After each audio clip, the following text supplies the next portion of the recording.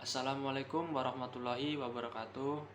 Halo semuanya, perkenalkan saya Pratomo Amilianto dengan NIM 190200123. Saya dari kelas VSLT C angkatan 19. Di video kali ini saya akan mengidentifikasi risiko bahaya dalam aktivitas kita sehari-hari. Nah, aspek keselamatan dan kesehatan kerja itu tidak hanya untuk pekerja industri saja. Aspek keselamatan dan kesehatan kerja itu juga dapat diterapkan dalam kehidupan kita sehari-hari atau dalam aktivitas kita sehari-hari. Nah, bagaimana cara menerapkannya? Yang pertama, kita harus mengenali beberapa istilah-istilah berikut. Nah, yang pertama itu ada hazard dan risk. Apa itu hazard? Hazard merupakan semua sumber situasi ataupun aktivitas yang berpotensi menimbulkan cedera dan penyakit kerja. Sedangkan risk merupakan peluang atau kemungkinan seseorang terkena bahaya sehingga terjadi kecelakaan akibat hal tertentu pada periode tertentu. Risk juga bisa disebut risiko akibat potensi bahaya. Nah, kita juga harus tahu hazard itu ada beberapa, dan hazard itu yang pertama yang macam-macam hazard ada mekanik, yang kedua ada fisika, yang ketiga ada biologi, yang keempat ada kimia, yang kelima ada ergonomi, dan yang terakhir ada psikologi.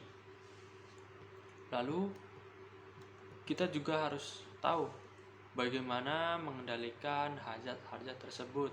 Nah, biasanya pengendalian hazard tersebut sering disebut dengan hierarki pengendalian risiko atau 5 pengendalian risiko. 5 pengendalian risiko itu yang pertama ada eliminasi. Eliminasi merupakan mengeliminasi atau menghilangkan suatu bahaya. Jadi kita langsung menghilangkan atau mengeliminasi bahaya yang ada. Yang kedua ada substitusi.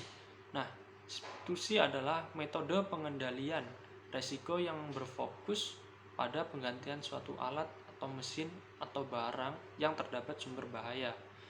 Nah, lalu yang ketiga ada engineering control. Apa sih engineering control? Engineering control merupakan pengendalian risiko dengan merekayasa suatu alat atau bahan dengan tujuan yaitu mengendalikan bahayanya. Jadi engineering control itu bisa mengendalikan bahaya yang terdapat pada aktivitas kita sehari-hari. Lalu ada administrasi. Nah, administrasi itu bagaimana sih? Nah, administrasi itu kayak kita membuat aturan kerja, pelatihan, atau durasi kerja, penempatan tanda-tanda bahaya, penentuan label, pemasangan lampu, dan juga poster. Nah, fungsinya buat apa sih?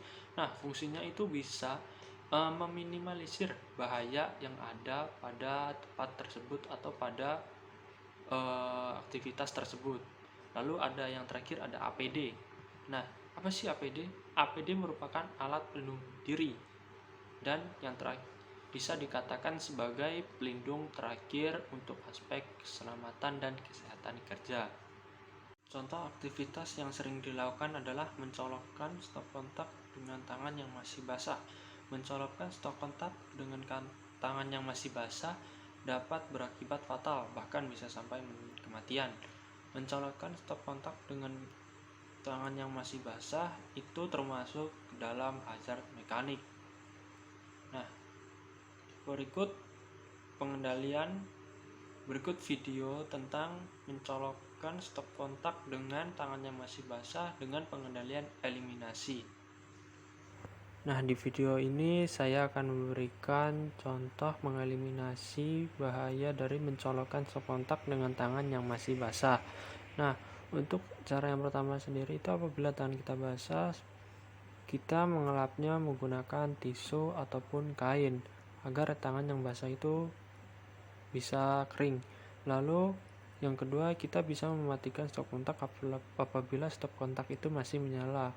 dan setelah itu kita bisa memasukkan stop kontak lainnya yang ingin digunakan, dan yang terakhir itu kita bisa menghidupkan kembali stop kontak tersebut. Mungkin itu saja yang dapat saya sampaikan, kurang lebihnya saya mohon maaf.